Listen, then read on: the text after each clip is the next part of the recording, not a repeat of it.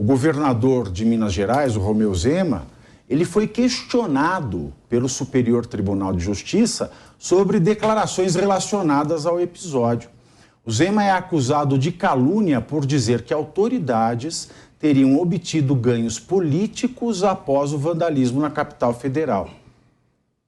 A interpelação judicial, que é preparatória para uma futura ação penal, foi encaminhada pelo ministro Humberto Martins ao Supremo Tribunal Federal. Veja.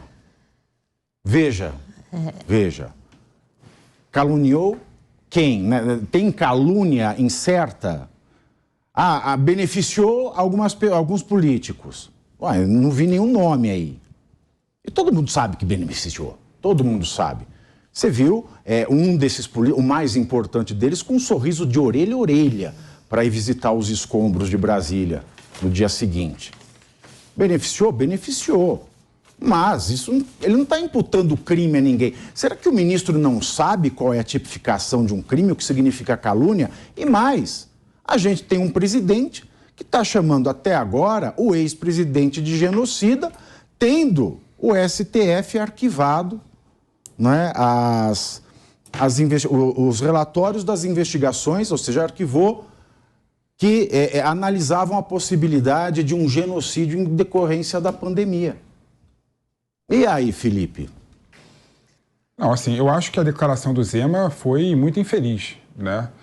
Indiretamente, não teve beneficiado pelo 8 de janeiro. Indiretamente, Pavinato, teve beneficiado e teve pessoas que se prejudicaram com a manifestação do dia 8.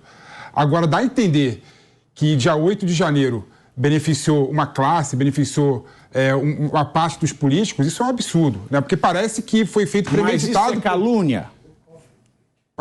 Não é calúnia. Por exemplo, acontece um crime, eu sou um candidato, a minha polícia, né? Sou candidato à reeleição, a minha polícia vai lá e resolve o crime. Eu sou um beneficiado pelo crime. Mas, Pavinato, a questão é a seguinte, ninguém falou que é calúnia também aqui.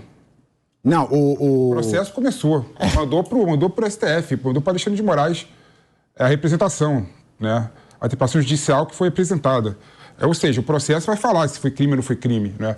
Mas o que tem aqui, na verdade... representação por calúnia? O ministro não sabe o que é calúnia? Mas não dá, Pavinato, para a gente desprezar que o que o Zema falou foi infeliz, né? Porque ele está fazendo proselitismo político coisa séria. E que político diz coisa feliz do Brasil? Ninguém, por enquanto ninguém. E aí, se vai representar todo mundo, Rodolfo? É que o Zema, na verdade, ele falou o que muitos políticos gostariam de falar e não teve coragem. O Zema teve ímpeto, teve peito e coragem, foi lá e falou. E aí o Felipe acha estranho quando vem o Zema e fala que, de verdade, alguns políticos se beneficiaram. Lógico que se beneficiaram. Por exemplo, a reforma do Palácio sem nenhuma licitação. 21 milhões. Quem garante que foi 21 milhões aquilo? Se não tivesse acontecido o 8 de janeiro, aqueles, eu vou colocar, vândalos, talvez agora esse dinheiro não estaria saindo do nosso bolso, vai sair. Quem garante que vai custar 21 milhões? E quer falar que políticos não vão se beneficiar disso? Agora, lógico, não. Pode falar, Pavinato. Agora são 14 horas e 30 minutos. Repita. 14 horas e 30 minutos. Essa foi legal, E só para falar que o benefício dos políticos não quer dizer só benefício financeiro, tá? Houve muito holofote, houve muita gente aparecendo desnecessariamente depois do 8 de janeiro. Talvez há uma interpretação errada do que o Zema tenha falado. Que políticos se beneficiaram de que forma? Existem inúmeras formas de se beneficiar. Desculpa. Uma delas é aparecendo mais do que deveria. Rodolfo, se você puder me deixar completar também. Claro. O Zema é extremamente habilidoso, né? Ele não deu nome aos bois. Então, ele não falou quem é que está se beneficiando. Eu acho que muitos políticos dos dois lados têm que ser inteligentes de usar isso e mostrar, eu sou contra isso. E usar dessa forma, eu gosto de político que usa dessa forma. Agora, o que a gente imagina que o Zema tenha dito é que o governo em questão... A gente pôde ver no dia seguinte ele descendo a rampa ali com todos os governadores. Foi uma imagem forte, emblemática. E eu não julgo também, eu não digo que é errado. Mas ele nem falou quem foi. Não falou, mas a gente tira as nossas conclusões. Existe uma teoria completamente sem qualquer tipo de prova, fundamentação, dizendo que a esquerda teria alimentado esse ato de 8 de janeiro. Mas tudo bem, quem é a esquerda? Quem é a esquerda? É por isso que não querem uma CPMI. Não. A Quem partir é a do momento- esquerda? A Eles não querem. O governo Lula, vai, se beneficiou do dia 8. A partir do momento que o Zema fala publicamente que políticos se beneficiaram, Certo. ele está indiretamente e subjacentemente apoiando essa tese. Ó, nazismo é Ponto. crime no Brasil. Ponto, não dá pra falar que Nazismo não. é crime no Brasil. Só que não, Pavinato. Quando Lula, no discurso do dia dos encontros dos 27 governadores, até se atrapalhou, né? Falou, né, os fascistas, os nazistas, os stalinistas. Não, stalinista não, não é? Porque senão Ele, então, ele chamou toda a oposição de nazista. Isso é calúnia. Você está imputando um crime. Ser nazista é crime no Brasil. Agora, ser beneficiado não é crime. Mas por que você está querendo... Não, estou querendo justificar saber por quê. De um lado, a gente está vendo as cortes supremas em cima de um político de direita e o político de esquerda continua ali. Existe um contraponto, Pavinato, se você me permite. O que o Pavinato está dizendo é que os pesos têm que ser aplicados igualmente. Exatamente. O nome é isonomia. Qual é a diferença? A diferença é que nesse caso teve interpelação judicial. Teve interpelação judicial o Lula na declaração dele? Se tivesse, não Não aconteceria teve. nada. Não teve, Pavinato. Não. O judiciário não pode se mexer sem... Exato. Por que ele foi questionado pelo Superior Tribunal de Justiça? Tem uma interpelação judicial que está aqui, ó. Né? Que vai. Aí ele mandou, interpelado pelo Superior Tribunal de Justiça sobre a declaração, acusado de calúnia por dizer que ela... Exato. E falta, então, a gente também Talvez ter estão querendo resgatar a anterior a 2017, quando cabia ao Superior Tribunal de Justiça tratar de questões que envolviam os governadores, e não o Supremo Tribunal Federal. Aí vai o Superior Tribunal de Justiça tratar de uma questão que diz respeito ao Posso governador, fazer um contraponto aqui? tentando alegar que ele cometeu um crime de calúnia. Ele não acusou ninguém. Exatamente. Ele não acusou ninguém. E olha só, como que está tão polarizado a nossa política, que o raciocínio do Felipe é o de milhões em relação ao Zema.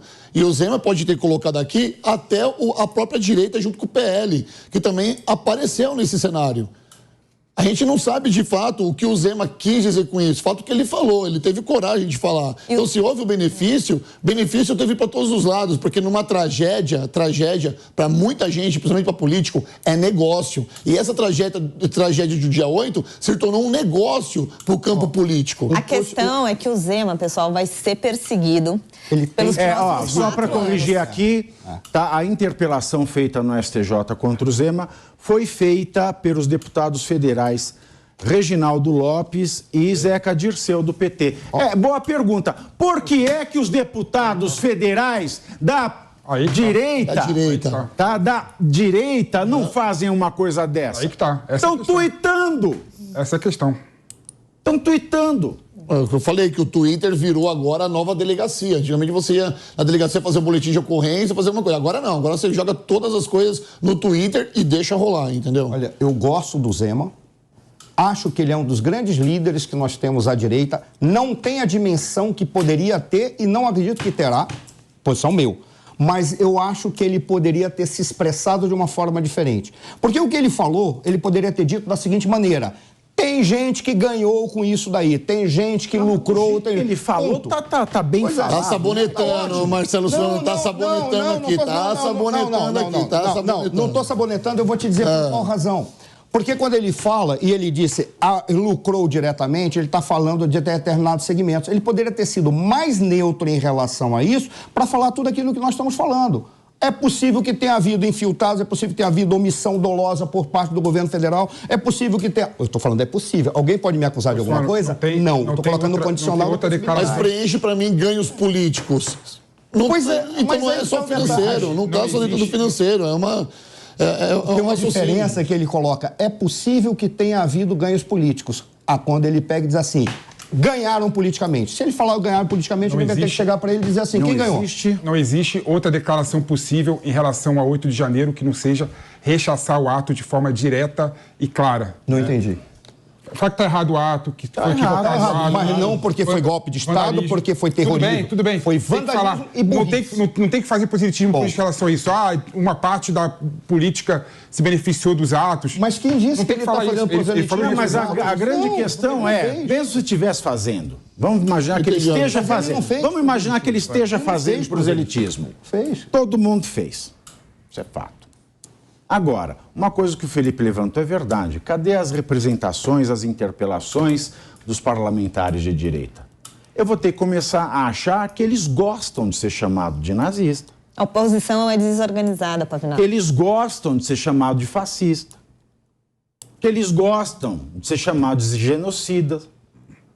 Aliás, cadê uma interpretação do próprio ex-presidente Jair Bolsonaro falando que ele está sendo caluniado? E a gente aqui falando. Às vezes eles gostam de ser chamados assim. Uma crítica que eu fiz ao Sua Excelência presidente Bolsonaro, quando eu disse que no primeiro momento do seu governo ele deveria ter convocado um exército de juristas. Por qual razão? Para qualquer ato que o ofendesse, ele deveria acionar. Se ele tivesse feito isso desde o início do seu mandato, dificilmente teriam feito tanta injúria, calúnia e difamação contra ele, como fizeram. Também, mas a gente não pode mudar o ontem, né, cara? A gente tem que viver hoje e pensar no amanhã. Pois então, é, mas assim, a o que gente ele vai fazer daqui pra frente. Tem uma coisa que se chama história magistra vita. Significa então. isso, a história é a mestra da vida. A gente tudo bem, vai ver aqui, se olhar para o passado, a gente não aprende nada. Tudo bem, ele tem que olhar pro passado, é o que eu tô falando, meu raciocínio é o mesmo. Ele olha pro passado e faz diferente.